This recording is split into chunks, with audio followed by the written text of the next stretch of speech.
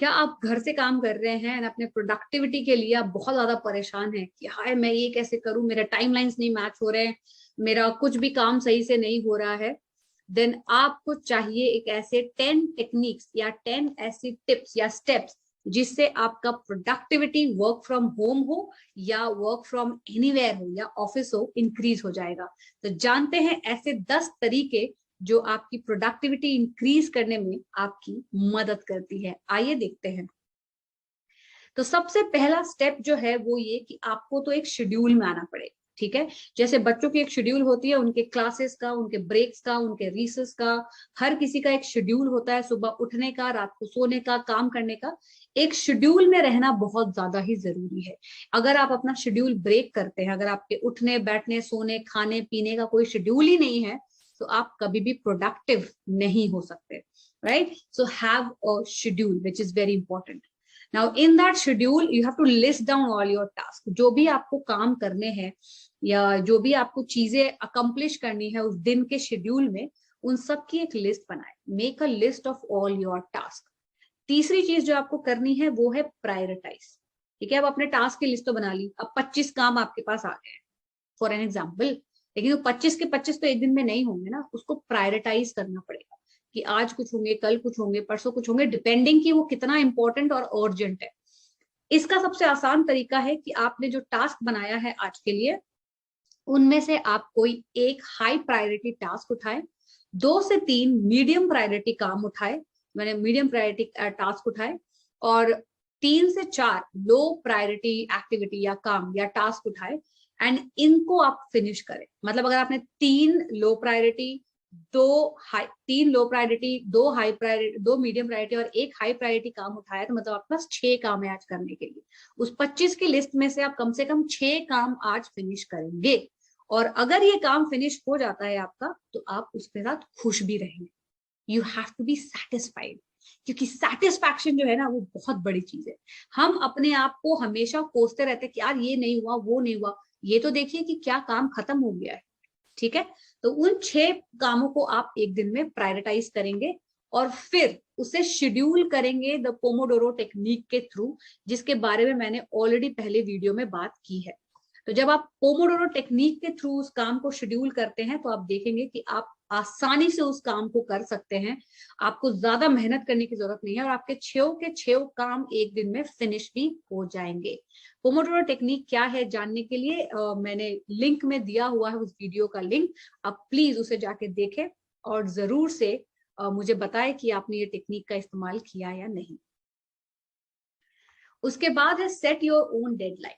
अगर आपको ऑफिस से डेडलाइन मिली है या कि ये काम 25 जनवरी तक करके देना है, या आपके एग्जाम्स हैं, आप 26 जनवरी से आपके एग्जाम्स है, सॉरी 27 जनवरी से आपके एग्जाम्स है, तो आपका डेडलाइन, आपका खुद का डेडलाइन उस डेडलाइन से बहुत आगे होगा।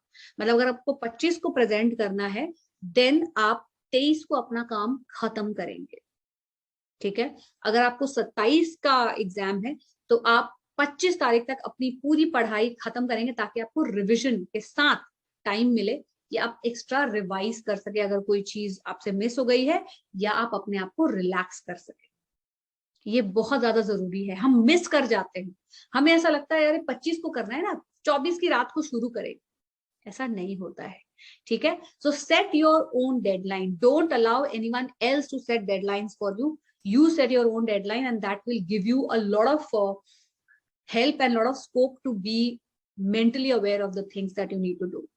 Have a dedicated workspace. आप जहां से भी काम कर रहे हैं, घर से कर रहे हैं, कैफे से कर रहे हैं, कोवर्किंग स्पेस से कर रहे हैं, अपने घर में आप बेडरूम से कर रहे हैं, डाइनिंग रूम से कर रहे हैं, या आप किचन से भी काम कर रहे हैं, तो प्लीज अपने लिए एक छोटा सा कोना जरूर बनाइए जहां पे आपका एक डेडिकेटेड वर्क स्टेशन, या जहां पे आपका डेडिकेटेड स्टडी स्टेशन, एक टेबल हो, एक चेयर हो, लाइट्स हो, प्रॉपर थिंग्स हो, ताकि आप वहां बार बार वापस बैठ के काम कर सके एंड कोई आपको डिस्टर्ब ना करे। एंड इस डेडिकेटेड वर्क स्पेस पे ये ध्यान रखिएगा कि ज्यादा डिस्ट्रैक्शन या डिस्टर्बेंस ना हो। ठीक है, ना कि कोई बार बार वहां आता हो, ना आपको बार बार टोका जा रहा हो। उससे क्या होगा कि आपका फोकस सही रहेगा। Dress for your work every day. Now आप अगर ऑफिस जा रहे होते हैं तो रोज तैयार तो होते ना, ठीक है। ऐसे तो उठ के ऑफिस नहीं चले जाते हैं कि ब्रश किया और ऑफिस पहुंच गए, नहीं, उसके लिए आप नहाते हैं, धोते हैं, अच्छे कपड़े पहनते हैं, ग्रूम करते हैं, अपने बाल बनाते हैं, थोड़ा बहुत मेकअप करते हैं, क्लीन कपड़े पहनते हैं, ड्रेस करते हैं। तो घर से जब आप काम कर रहे हैं तो क्यों नहीं करते? Your productivity is equivalent to the way you look. अगर आप अच्छे दिख रहे हैं, अगर आप कॉन्फिडेंट फील कर रहे हैं, अगर लोग आपको देख के आपको कॉम्प्लीमेंट दे रहे हैं, तो आप ऑलवेज हाई ऑन कॉन्फिडेंस रहेंगे। अगर आप हाई ऑन कॉन्फिडेंस रहेंगे तो आपकी प्रोडक्टिविटी भी रहेगी, ठीक है। So dress for your work every single day, which is very very important. Switch on your video. ये जो वीडियो है जिसके थ्रू मैं आपको बात कर रही हूँ या आप मुझे सुन रहे हैं, ये वीडियो ही है जो आज वर्चुअल वर्ल्ड में हमें एक दूसरे से जोड़ता है।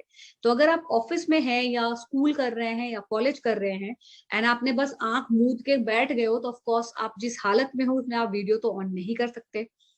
इसीलिए जरूरी है कि आप ड्रेस करें। ड्रेस करने के लिए आपको बिस्तर छोड़ना पड़ेगा, वो मेहनत करनी पड़ेगी। अगर आप वीडियो ऑन करते हैं तो आप ज्यादा इन प्रेजेंट मोमेंट रहते हैं, मतलब आपने एफर्ट लिया है इस मीटिंग के लिए, आपने एफर्ट लिया है इस क्लास के लिए, आपने एफर्ट लिया है अपना वीडियो ऑन करने के लिए। और जब आप एफर्ट लेते हैं, आपका माइंड जो है वो ऑटोमेटिकली ये सोचता है नहीं, मुझे अच्छा परफॉर्म करना है। जब आप एफर्ट ही नहीं लेंगे, आपका वीडियो ऑफ है, कैमरा ऑफ है, आप चाहे वहां तकिए पे सो रहे हैं या मुझे सुन रहे हैं, उससे क्या फर्क पड़ता है, राइट। सो आपका दिमाग भी उसी तरह काम करेगा। Be mindful of your wellbeing. अब ऐसा भी नहीं होना चाहिए कि आप लॉन्ग आवर्स स्ट्रेच कर रहे हैं और आप बिल्कुल अपना ध्यान नहीं रख रहे हैं। आप जो भी काम कर रहे हैं, बी माइंडफुल कि कहीं आपको परेशान तो नहीं कर रहा, कहीं आपकी स्ट्रेस तो नहीं बढ़ा रहा, कहीं आप ज्यादा परेशान तो नहीं हो रहे, कहीं आप कुछ और तो नहीं सोचने लग रहे, नेगेटिव थिंकिंग तो नहीं आने लग रही है। ये सब मत करिए। अगर आपको लगता है कि आप किसी ऐसे काम से ये सारे थॉट्स आ रहे हैं, तो उसे उसी वक्त रोकिए और ये सोचिए या इसका सोल्यूशन लाइए कि ये थॉट आ क्यों रहे हैं। Okay, your well-being is very important. Your emotional well-being, your physical well-being, your mental well-being is very important. Break लेना जरूरी है। तो आप उस काम से ब्रेक लीजिए, अपने आप को किसी और हॉबी में, काम में, फैमिली के साथ, पेट्स के साथ, या कुछ भी ऐसा करिए कोई जिससे आपको खुशी मिलती। Don't keep slogging yourself. हमें लगता है कि हम अगर अपने आप को बहुत स्लॉग करेंगे, बहुत मेहनत करेंगे, बर्न आउट कर लेंगे तो हम प्रोडक्टिव रहेंगे। जी नहीं, अगर आप बर्न आउट हो जाते हैं तो आप प्रोडक्टिव नहीं रह सकते। इसलिए जरूरी है कि आप अपने बर्न आउट से पहले अपने मेंटल वेलबींग का ख्याल रखें और कुछ ऐसा रेगुलर ब्रेक्स ले। ये ब्रेक की टेक्निक जो है ना, बहुत जरूरी है, ठीक है। And finally, dedicate a time for your exercise.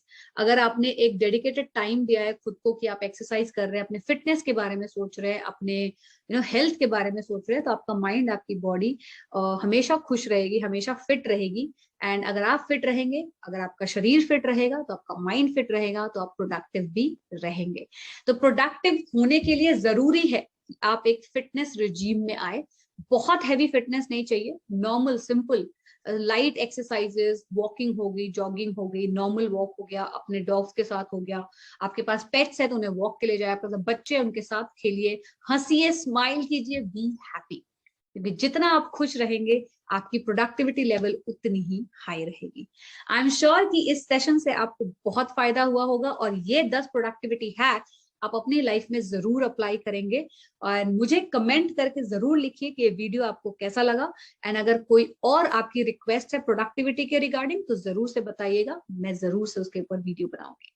Thank you so much. Stay happy, stay watching and have watch Soulful Impressions regularly. Subscribe to our channel. Thank you.